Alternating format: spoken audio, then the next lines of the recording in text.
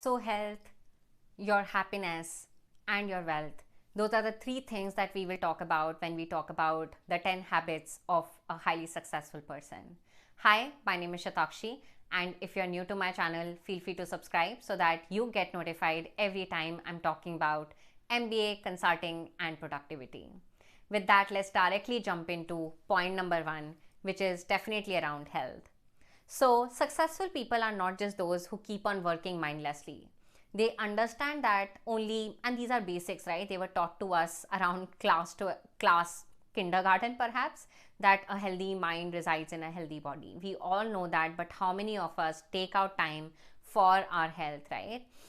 Ever since pandemic has hit us, I have been taking out time for 10 minutes yoga every day, and trust me, that is my atomic habit. If I don't do that, my entire day goes for a toss. So whatever 10 points that I'm going to be sharing, I am taking a leaf from my own book. By no means I consider myself successful, but I think I have done enough in my career in my 20s to be considered that I have gained decent wealth, I have made some really good relationships, and I've made some social positive impact in our society.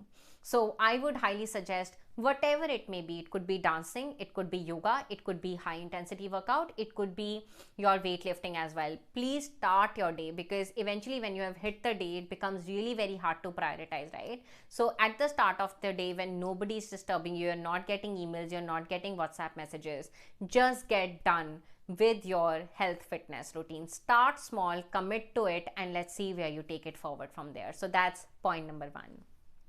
Point number two is definitely around meditation. I have not been a very regular with it, but whenever I've been regular with it, by regular I mean I did it for 22 days, then I took cab for 2 days, and then I'm back at it again. I would rather say whenever I have not done it, I have had very chaotic mind, I have had lack of patience in my life. So meditation, I'm not largely asking you to become spiritual. Meditation, at least for me, meditation can be walking.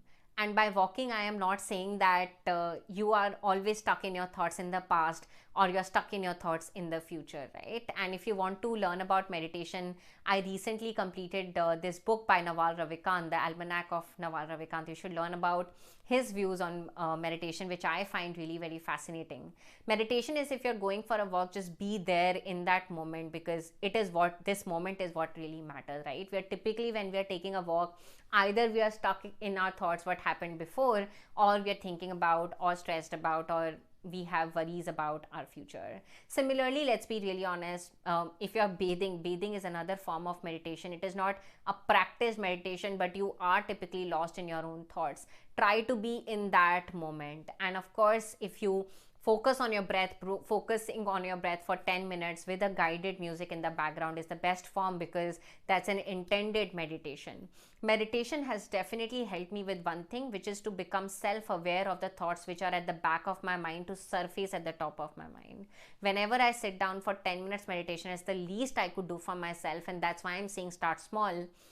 It definitely helps me resurface certain issues that were creating stress to me, and after meditation I definitely write them down that I need to solve for them. So that's point number two. If you're really interested, then I would suggest there is Calm, and there is Headspace as well. No, this is not a promotion of these apps, and I have been a user of these apps. Frankly, there are 10 minutes guided meditation on YouTube as well. Just check them out, and you should be good to go. Frankly, on 10 minutes yoga, I think this channel did a lot of wonders in my life during the pandemic, which is Yoga by Cassandra. You should definitely check it out. Once again, not a promotion, but really did wonders in my life, at least to introduce me to the world of yoga. The third pointer is definitely about having a schedule and having a routine. I think I mentioned this one of my other videos, that I am a slave of calendar.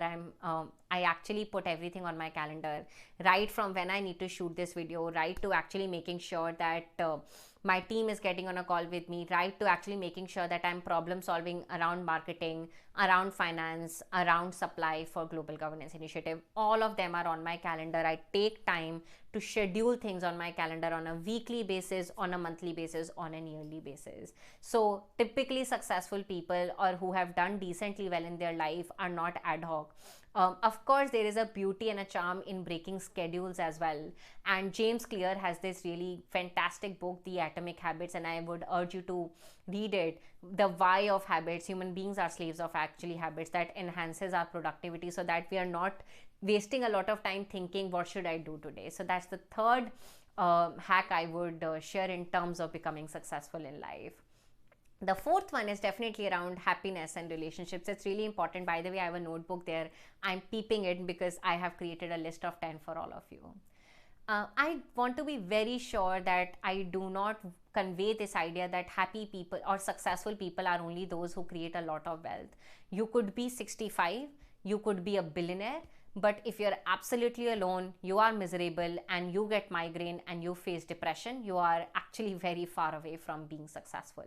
That means that successful people are typically those who know how to form relationships and who know how to nurture them.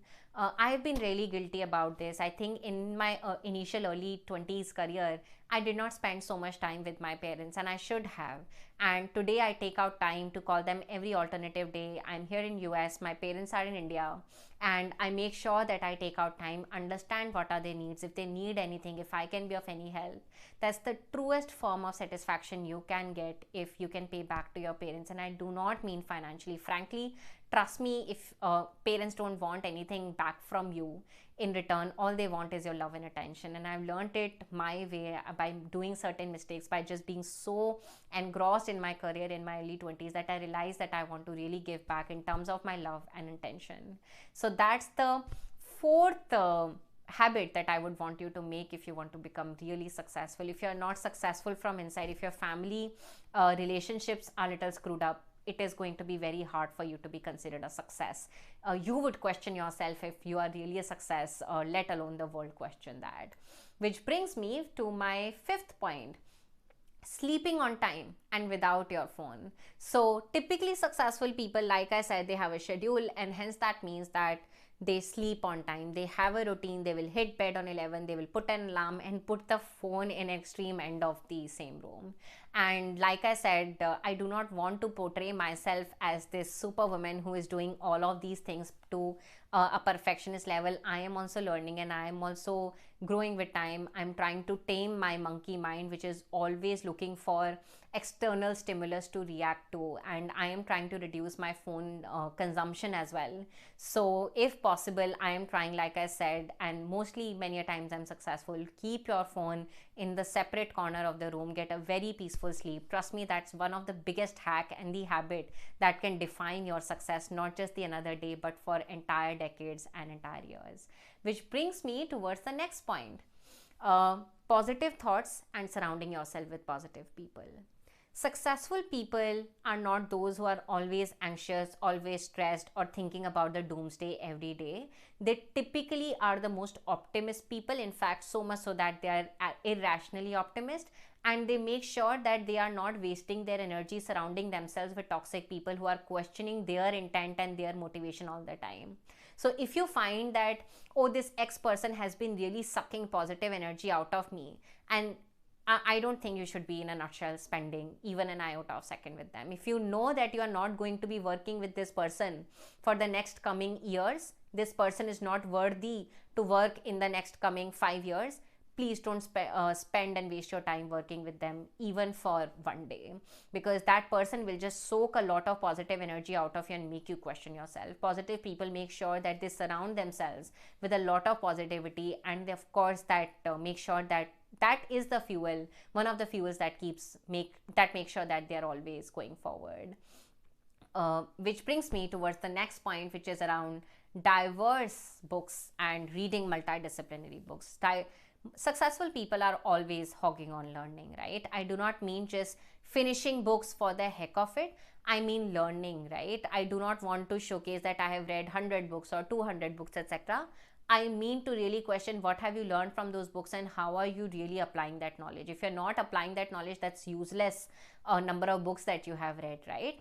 And typically successful people would not just read books such as How to Become a Millionaire or other similar topics. They would read very different books ranging from biology or our evolution, which is on the topic of, for example, by Yuval Noah Harari, Sapiens, to chemistry, to the evolution of our universe, to physics, to statistics. For example, I'm reading Nassim Taleb's Skin in the Game, which is definitely surrounding with statistics. So read as many multidimensional books as you can, because that will really open your thought horizons, and that will really teach you how much less do you know about this universe. Which brings me towards the next habit of highly successful people, which is around bigger picture. I believe consulting and my consulting career really taught me this very well, that bigger picture is really important. Many a times we get soaked up into or sucked into the day-to-day task or the day-to-day asks we have. Successful people typically zoom out and question, hey, why am I doing this, or how does my work really help build the impact that I have signed up for?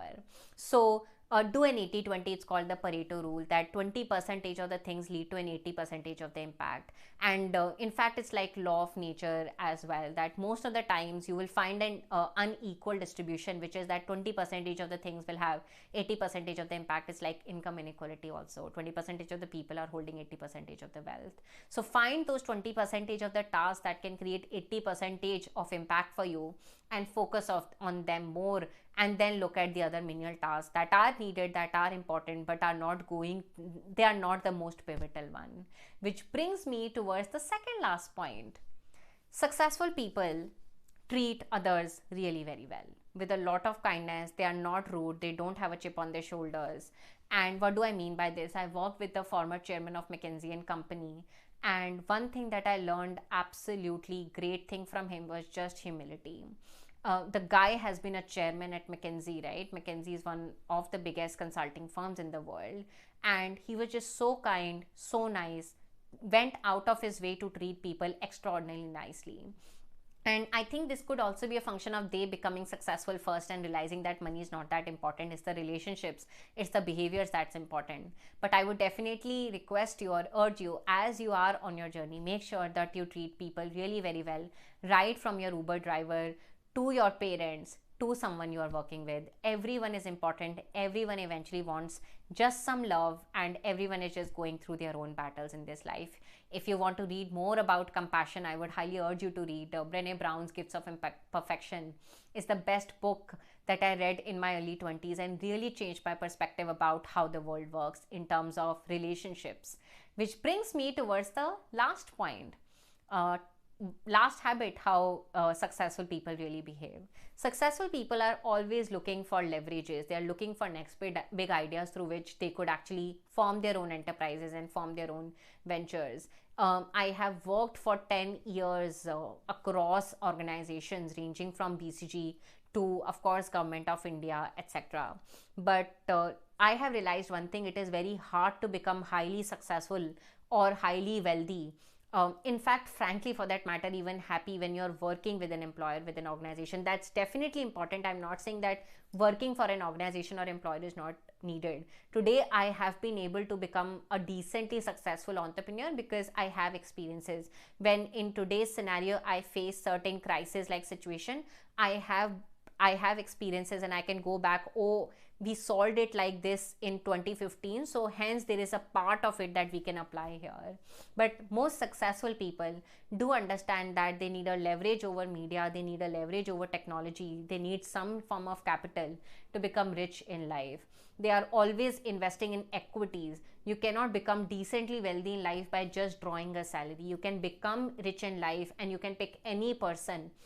I'm talking about rich and wealthy here. And remember, I said that largely the definition of successful for me is just really multidimensional, not just rich, but healthy as well. People who have really beautiful relation with their loved ones. But coming back to wealthy and rich, these are the people who are largely not just drawing a salary. They have invested in equities. They have equity in their businesses, and they have they have money invested in the market. That's one of the only reason or the parameter through which you become successful. You can pick anyone. It would be very hard for you to find a rich person who has never held equities or ownership in a business or been or has invested in the market. If you like my channel, feel free to subscribe. And of course, at Global Governance Initiative, globalgovernanceInitiative.org, we have been helping people to relaunch their careers. So shall you be interested, feel free to check out globalgovernanceInitiative.org. Thank you.